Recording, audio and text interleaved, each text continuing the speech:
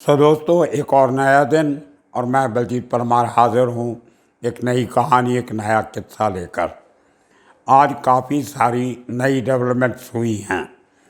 कल मैंने आपको बताया था कि कैसे मैंने महाराष्ट्र के डीजीपी और additional DGP law and order से बात की थी। उसके बाद लेट नाइट महाराष्ट्र में एक ऑपरेशन चल तो कल दिन में भी रहा था, लेकिन शाम तक कोई कामयाबी उनको नहीं मिली थी। तो दिल्ली पुलिस की टीम भी एक पूना पहुंची हुई थी। तो आधी रात के करीब महाकाल, जो सौरभ महाकाल नाम का आदमी है, उसको महाराष्ट्र पुलिस ने ट्रेस कर लिया और आज सुबह उसका 12 जून तक का पूना पुलिस ने या महाराष्ट्र पुलिस ने कोर्ट से रिमांड लिया है। और शाम तक पंजाब पुलिस की एक टीम, दिल्ली पुलिस की एक टीम और महाराष्ट्र पुलिस की जो महाराष्ट्र क्राइम डिपार्टमेंट है उसकी एक टीम, तीनों मिलके उस आदमी से सवाल जवाब कर रहे हैं। अभी अब से थोड़ी देर पहले मेरी फिर महाराष्ट्र के additional director general of police law and order mister Kulwant Sarangal से बात हुई। उन्होंने कहा कि सौरभ महाकाल ने कबूल किया है कि वो लॉरेंस बिश्नोई गैंग के लिए काम करता है और उसका दोस्त जो संतोष जाधव है वो भी लॉरेंस बिश्नोई गैंग के साथ जुड़ा हुआ है। ये बहुत बड़ी एक कामयाबी है जिसका सेहरा बेसिकली दिल्ली पुलिस और महाराष्ट्र पुलिस को जाता है, जिन्होंने उस आदमी को ढूंढ के निकाल लिया। इसमें एक बहुत बड़ी बात छुपी हुई है जो आपको अभी तक कोई नहीं बता रहा। कल पंजाब के पुलिस ने एक बयान जारी किया था जिसमें कुछ लोगों के नाम लिए गए थे कि ये लोग सिद्धू मूसेवाले की हत्या में इन्वॉल्व थे और उनमें से उन्होंने पूरा जोर इस बात पे दिया कि जो आदमी रैकी कर रहा था जिसका नाम संदीप केकड़ा है, वो पंजाब के साथ लगते इलाके सिरसा का रहने वाला है और उसने ये रैकी की गोल्डी बराड़ जो वैनकूवर कनाडा में रहता है उसके कहने पे, और गोल्डी बराड़ के कहने पे कुछ लोगों ने गाड़ियाँ मुहैया कराई, करोला गाड़ी दी। एक हरियाणा के कुछ गैंगस्टर का नाम लिया जाता है जिन्होंने दूसरी जो जीप थी वो मुहैया कराई। इसी तरह ये सब लंबा चौड़ा बयान एक पंजाब पुलिस की तरफ से आया, लेकिन पूरे बयान में कहीं भी लॉरेंस बिश्नोई का नाम नहीं लिया गया। ये बहुत हैरानी की बात है कि पंजाब पुलिस लॉरेंस बिश्नोई का नाम लेने से क्यों डर रही है। इसके कुछ कारण हैं जो मैंने 3-4 दिन पहले एक वीडियो में बताए थे कि कुछ बातों पे लॉरेंस बिश्नोई को सुप्रीम कोर्ट की तरफ से भी कुछ रियायतें दी गई थी। इसके पहले एक केस में उसमें कुछ रियायतें आज भी लीगली बाइंडिंग हैं, लेकिन पंजाब पुलिस इस बात को लिमिटेड शायद रखना चाहती थी कि इस पूरे मामले में गोल्डी बराड़ का ही हाथ है। लेकिन गोल्डी बराड़ का जो बॉस है लॉरेंस बिश्नोई, उसका नाम लेने से पंजाब पुलिस कतरा रही थी। लेकिन आज महाराष्ट्र के additional DGP law and order ने हमारे साथ बात करते हुए इस बात का खुलासा किया कि दोनों महाराष्ट्र के जो 2 एक्यूज्ड हैं इस केस में, जिनका नाम कल पंजाब पुलिस ने अपनी लिस्ट में लिया था, संतोष जाधव और सौरभ महाकाल, दोनों पूना के रहने वाले, क्राइम रिकॉर्ड से बहुत छोटे क्रिमिनल हैं, लेकिन अंडरवर्ल्ड में कब कौन किसी से जाके हाथ मिला लेगा, इसकी कोई खबर नहीं रहती। इसका कारण एक और भी हो सकता है। लॉरेंस बिश्नोई का जो काम करने का तरीका है वो दूसरे गैंगस्टर से इसलिए अलग है कि वो अपने गैंग में हमेशा नए नए चेहरे को आगे लेके आता है। ऐसे लोगों को ढूंढता है जिनका कोई लंबा चौड़ा पुलिस रिकॉर्ड नहीं हो, और वो जो दूसरे लोग होते हैं वो डिफरेंट एरिया से पिकअप करता है। लॉरेंस बिश्नोई का गैंग ही शायद एक ऐसा गैंग होगा जिसमें पंजाब, हरियाणा, हिमाचल, उत्तराखंड, राजस्थान, यूपी, बिहार, दिल्ली, एनसीआर, महाराष्ट्र, इस मध्य प्रदेश, इन सब स्टेट्स के यंग लड़के बिश्नोई गैंग के साथ जुड़े हुए हैं, लॉरेंस बिश्नोई गैंग के साथ। तो ये उसका एक काम करने का तरीका है। लेकिन अभी भी एक बहुत बड़ा सवाल जिसका जवाब कोई नहीं दे रहा है, कि मैं जो बार बार एक बात कहता हूँ, प्लीज़ इसको ध्यान से सुनिए। क्राइम पंजाब में होता है, मानसा में होता है। पंजाब का एक माना परमाना और कहें तो आज के दिन में सबसे बड़ा सिंगर, सबसे ज़्यादा कमाई करने वाला, सबसे ज़्यादा इनकम टैक्स पे करने वाला सिंगर, उसका दिन तिहाड़े उसके घर के नज़दीक मर्डर कर दिया जाता है। लेकिन उसकी पूरी की पूरी इन्वेस्टिगेशन एक तरीके से दिल्ली पुलिस की क्राइम ब्रांच, जिसको स्पेशल सेल भी कहा जाता है, वो कर रहा है। ये बात मुझे अभी तक समझ में नहीं आ रही। इतने साल क्राइम की दुनिया में बताने के बाद भी मुझे ये बात हज़म नहीं हो रही कि कहीं ना कहीं इस पूरे केस को किसी और तरफ ले जाने की एक साजिश है। एक बात तो जाहिर है कि ये कोई पॉलिटिकल कॉन्स्पिरेसी नहीं है। पॉलिटिकल कॉन्स्पिरेसी होती तो अभी तक सामने आ जाती। मेरी आज बहुत से लोगों से बात हुई है, डिफरेंट एजेंसीज़ के लोगों से बात हुई है, लेकिन पॉलिटिकल कॉन्स्पिरेसी का एंगल सामने नहीं आ रहा है। उसके बाद दूसरा एंगल क्या होता है, गैंगस्टर का सुपारी लेना, कंट्रैक्ट किलिंग। मैं जो बात बार बार कह रहा हूँ, this is not a pure case of revenge.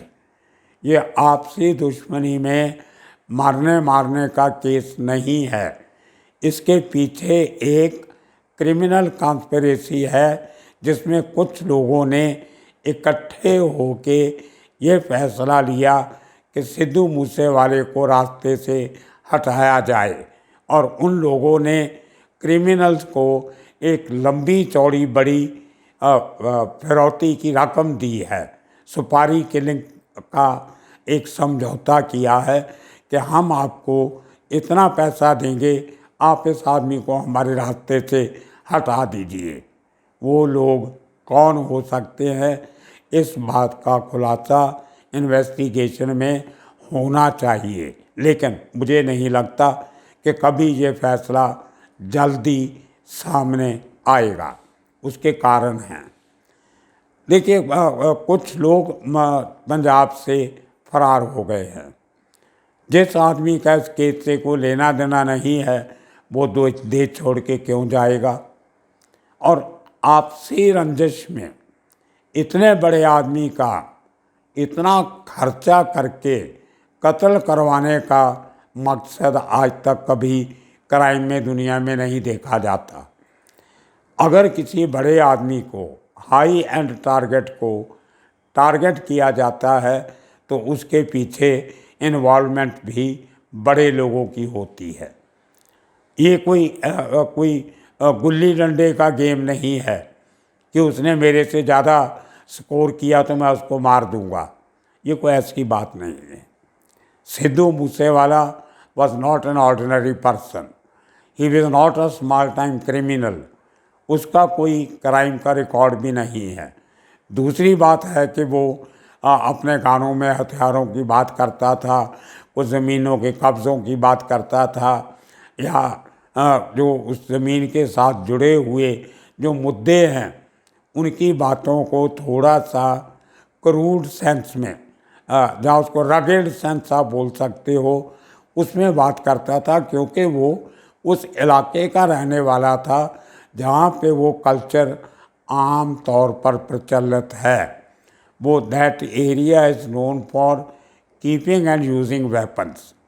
सालों दहाकों से, सदियों से उस इलाके में हथियारों का चलन रहा है। ज़मीनों पे कब्ज़े होते हैं, उनको छुड़ाने के लिए कत्ल होते हैं, मारा मारी होती है, और इतने जितने हथियार लाइसेंसी और अनलाइसेंस्ड उस इलाके में है, शायद पंजाब के किसी और इलाके में नहीं होंगे। ये उस इलाके का एक ख़ास कल्चर है, उसको तोड़ के नहीं देख सकते।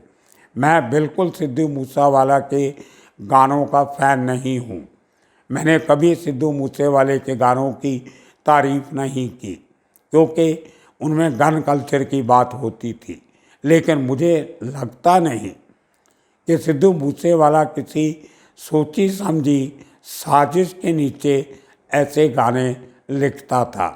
मुझे लगता है वो सिर्फ वही बात कर रहा था जो बचपन से उसने अपने चारों तरफ, अपने इर्द गिर्द देखी थी, जो उसके गांव का, उसकी तहसील का, उसके ज़िले का, उसके रीजन का जो करैक्टर था, वो उसी को लेके आगे बढ़ रहा था।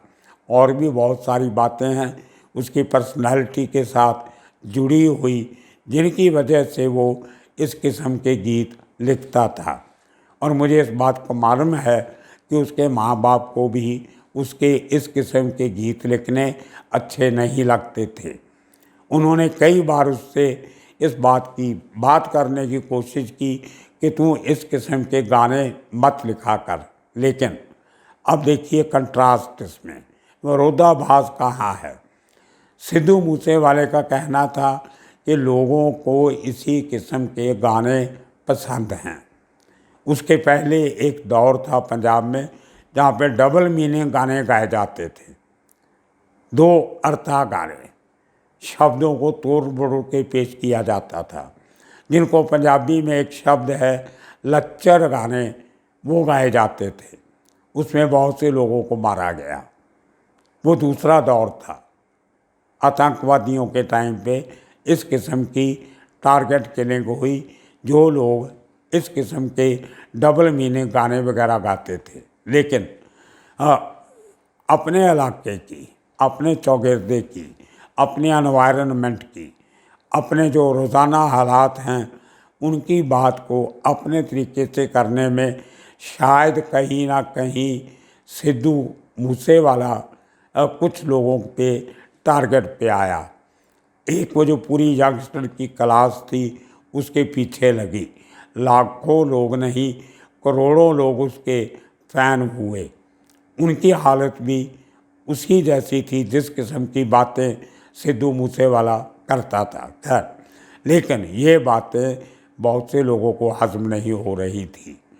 वो शख्स बहुत आगे बढ़ रहा था और कहीं ना कहीं बहुत से लोगों को उससे तकलीफ़ थी। ये बात मैंने अपने कल या परसों के एपिसोड में भी आपको बताई। लेकिन जो बात मैं बार बार करना चाहता हूँ, क्राइम की दुनिया में घाटे का सौदा कोई नहीं करता। जो आदमी जितने पैसे खर्चा करता है वो इसलिए करता है कि जो मैं ये क्राइम में इन्वेस्टमेंट कर रहा हूँ इससे कई गुना ज़्यादा प्रॉफिट मुझे होना चाहिए। मैंने जो आपको कहा था 4-5 दिन पहले से कहता आ रहा हूँ बार बार कि ये कोई आसान काम नहीं था। बहुत से लोग इसमें इन्वॉल्व थे। मेरे हिसाब से आज भी मैं कहता हूँ 25 से 30 लोग मिनिमम मूसेवाले के मर्डर में इन्वॉल्व हैं। उनका रोल क्या है, छोटा बड़ा, वो आहिस्ता आहिस्ता सामने आएगा। इतने लोगों को लगातार महीनों तक, कल पंजाब पुलिस ने माना कि इसको मारने की तैयारी जनवरी से चल रही थी। अभी जून का महीना है, 6 महीने हो गए।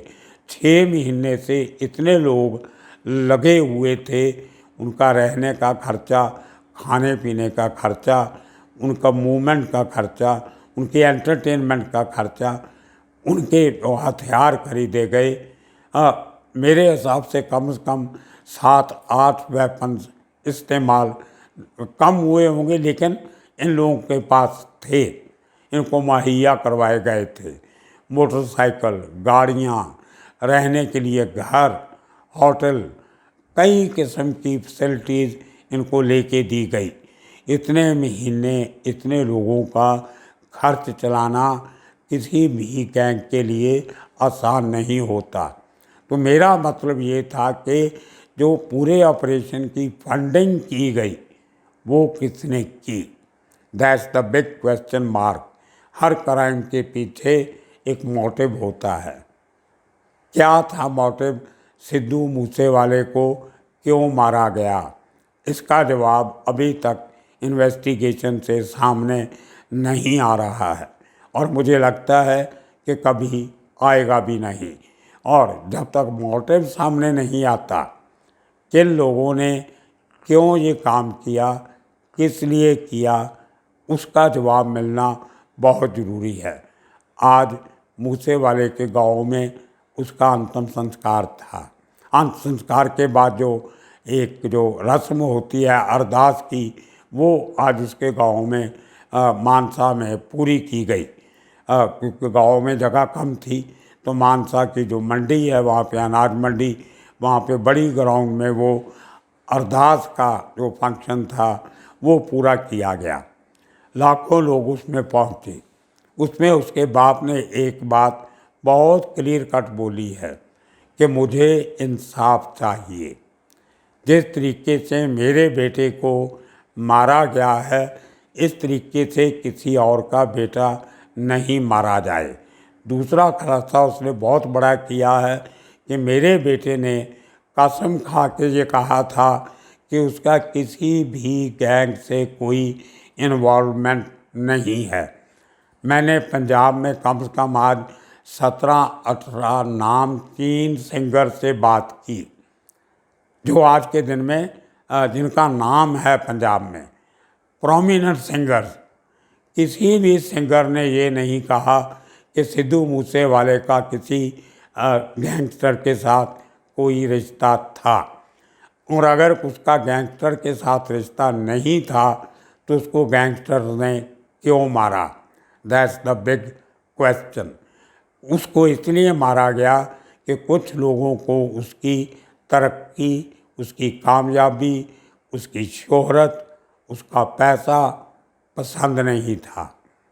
वो जो लोगों ने इसको अपने रास्ते से हटाने के लिए जो साजिश रची थी, सिद्धू मूसेवाले का मर्डर उस साजिश का अंजाम है। मैं इस बात पे जोर दे रहा हूँ कि पुलिस को इसकी जड़ तक जाना चाहिए और कहीं ना कहीं इसको लिमिटेड करने की कोशिश की जा रही है कि लॉरेंस बिश्नोई के एक जान पहचान वाले या उसके सहयोगी का मर्डर हुआ था पिछले साल अगस्त में। उसका बदला लेने के लिए लॉरेंस बिश्नोई ने सिद्धू मूसेवाला को मरवाया। अब सिद्धू मूसेवाला का उससे कोई लेना देना ही नहीं है, तो लॉरेंस बिश्नोई क्यों मरवाएगा? एक बात और बता दूं जाते जाते, आने वाले दिनों में बहुत बड़े खुलासे होने वाले हैं। आज मुझे ऑस्ट्रेलिया से उन लोगों के फ़ोन आए जिनके पास 2019 में सिद्धू मूसेवाला अपना शो करने के टाइम उनके साथ रहा। उस फैमिली के साथ मेरी बात हुई। उन्होंने कहा कि तभी भी 2019 में भी उसको लॉरेंस बिश्नोई गैंग की धमकी मिलती थी। ये बात सिद्धू ने अपने मुंह से उन लोगों को बताई थी और ये भी कहा कि मैं ऐसे लोगों से डरने वाला नहीं हूँ। यही बात मुझे और कई सिंगर्स ने बताई कि हम उसे कहते थे कि ये अंडरवर्ल्ड वालों से ज़रा ख्याल से रहना। वो हमेशा कहता था कि मैं इनसे डरने वाला नहीं हूँ। तो ऑस्ट्रेलिया की उस फैमिली के मेंबर्स ने मुझे बताया कि ये 2019 की बात है और मिंटू खेड़े का मर्डर देखे तो 2021 में होता है। तो जब सिद्धू को 2019 में खतरा था लॉरेंस बिश्नोई से, तभी तो मिंटू खेड़ा जिंदा था, तो दुश्मनी की बात कहाँ से आती है। इसी तरह के मेरी बातें कुछ उन लोगों से भी हुई जो मूसेवाले को बहुत करीब से जानते थे, कनाडा से। वो फैमिली जिनके साथ इसके बहुत अच्छे रिलेशन थे, उस फैमिली से मेरी यह बात हुई। उन्होंने भी कहा कि उस समय पे भी उसको लॉरेंस बिश्नोई गैंग से फ़ोन आते थे। अब कारण इसका ये है कि लॉरेंस बिश्नोई गैंग पंजाब के कुछ बड़े पुलिस अधिकारियों के बहुत करीब है। वो पुलिस अधिकारी उससे अपने काम करवाते हैं। लॉरेंस बिश्नोई गैंग से बहुत से इलीगल काम करवाते हैं अपने फ़ायदे के लिए। और बिश्नोई गैंग का दबदबा पंजाब में इसलिए है कि उसको बहुत बड़ी प्रोटेक्शन मिलती है, ऐसा उन लोगों का मानना है जिन लोगों ने इन लोगों की बातें सुनी हैं सामने से।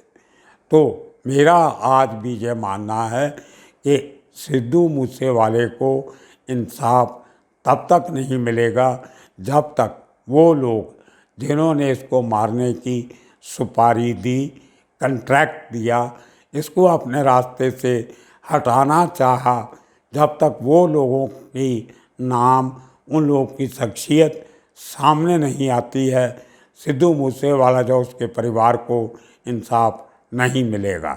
आने वाले दिनों में और इसी किस्म की बातें लेके आपके सामने हाज़िर होते रहेंगे। तब तक के लिए आप सबका शुक्रिया, धन्यवाद।